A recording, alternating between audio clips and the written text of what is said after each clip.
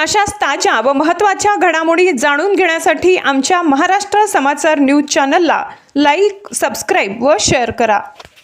परिषद लढवतात काय सांगाल आता? आता काय सांग निवडणुकीच्या नाही निवडणूक प्रश्न असं विचारलं आता काय सांगू. एकूणच प्रचारामध्ये काय मुद्दे महत्वाचे ठरलेत? आता एकूण आडगाव सर्कल मध्ये प्रचाराचे जे मुद्दे गाडी वाडी वस्तीवर रस्ते, सिंचनचे प्रश्न असतील, पाण्याचे प्रश्न असतील, गावात नव्या योजना, खूप तांडीवर अजून ड्रेनेज नाही, याच्या तांड्यावर घरदोन तांड्यावर ड्रेनेज सिस्टीम नाही, सगळं गल्ल्यानं घाण आहे, असंख्य प्रश्न आहे. अजून निवडून आल्यानंतर सगळ्यात पहिले प्राधान्यक्रम काय? निवडून आल्यानंतर काय आता सध्याच्या डेटला तर आता खूप इथं मोठा दूध व्यवसाय आहे. आडगाव सारख्या मोठ्या गावात किमान तिथं 2-5 हजार लिटर दूध जात संकलन होतं रोज. तिथे एखादं मोठं पशुवैद्यकीय जनावरांसाठी हॉस्पिटल पाहिजे. परत एखादं उपकेंद्र बी अजून गरज आहे. झालट्यासारख्या गावाला खूप वैद्यकीय समस्या भरपूर आहे मतदारसंघामध्ये. प्रचारामध्ये तुम्ही कुठले मुद्दे महत्वाचे केलेत? समजा काय आश्वासन दिले प्रचारामध्ये? जे लोकांना गोठ्याचे वगैरे एरीचे जे बिलं नाही आले 2-2 वर्षे, गरीब शेतकऱ्यांना व्याजाना पैसे काढून बनवलेले, ते खूप परेशान झाले. त्यांचे ते पैसे आलेले ते व्याजात गेले आणि काहीच्या घरच्या जमीन विका लागल्या काय गोठ्याच्या सरकारच्या योजनेच्या चक्करमध्ये. ते वेळेवर नाही आल्यामुळं 4-4 वर्ष झाले त्यांना ते पैसे नाही आले. जिल्हा परिषद मार्फत त्याच्यावर बी आम्ही ते कारवाई करू, ते पैसे मिळण्याचा प्रयत्न करू सर्व लोकांना. अजून जे लाईटचा प्रश्न आहे, पुढे ट्रान्सफॉर्मर नाही, डीपी नाही, तार तुटलेले, सगळं विस्कळीत आहे.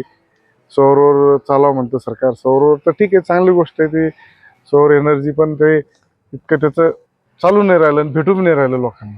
पण आता सध्या विरोधकांकडे कसं बघता? कारण सत्तेतले पक्ष आहेत तुमच्या समोर. नाही आता विरोधाकडे काय, आता भाजपाला तर काय अमित शहा आणि मोदी आणि गडकरी साहेब आणावं लागते ना 2 दिवसात, असं वाटतंय मला. आता पडळकर आले, पंकजाताई आले, अतुल सावे आले, आता काय राहिलं? आता राज्यपाल महामहिन राज्यपाल राजस्थानची गावगाव हिंडते, कशाच्या निमित्तानं जावळाला जाऊ राहिले, कोणाच्या हळदीला जाऊ राहिले, बिना आमंत्रणाला जाऊ राहिले. हो, काहीच नाही लगे असं. बरं, आता जनतेला काय आव्हान कराल? कारण आता जनतेला काही नाही, जनतेने निवडणूक हातात घेतलेली आहे, त्याच्यामुळे काही चिंता करायचं काम नाही. जनतानं ठरवलेलं आहे इथून सेना आणि भाजप इथून हद्दपार होणार आडगाव मधून निश्चित. जनता आपल्या पक्षाकडनं कोण प्रचारात उतरलं होतं? आपल्या पक्षाकडून काँग्रेसचे आमचे खासदार डॉक्टर कल्याण काळे साहेब, विलास सावतडे असतील, जिल्हाध्यक्ष असतील. आमच्या पक्षाकडे पण काही जास्त लोक आले नाही, कारण की आमच्या पक्षानं माहिती आहे यांची ताकद किती, इथं यांच्यावर मुद्दे काय आणि याला काही जनतेनं ठरवलेलं. त्याच्यामुळे पक्ष आमचं काही नाही. आमचे नेते कॉर्नर मिटिंग असेल, सगळे चांगली तयारी चालू आहे त्यांची. मग आता मतदानासाठी काय आव्हान कराल? मतदानासाठी एकच आवाहन करणार, हे जे उमेदवार आहे, एक तर स्थलांतरित उमेदवार आहे, हा नुसतं बिझनेससाठी आलेला उमेदवार आहे, हा ठेकेदार आहे एक मोठा. आणि दुसरा एक उमेदवार आहे तो पोस्टर बॉय आहे, त्यांना कधी तोंड दाखल नाही कोणाला. तिसरा जो राष्ट्रवादीचा उमेदवार आहे तर त्याचं काही अस्तित्व नाही या मतदारसंघात. मी नक्कीच जनता यांना हाणून पाडीन. जो जनतेत 10 वर्षे काही नसताना बी होता त्याच उमेदवाराला लोक प्राधान्य देते.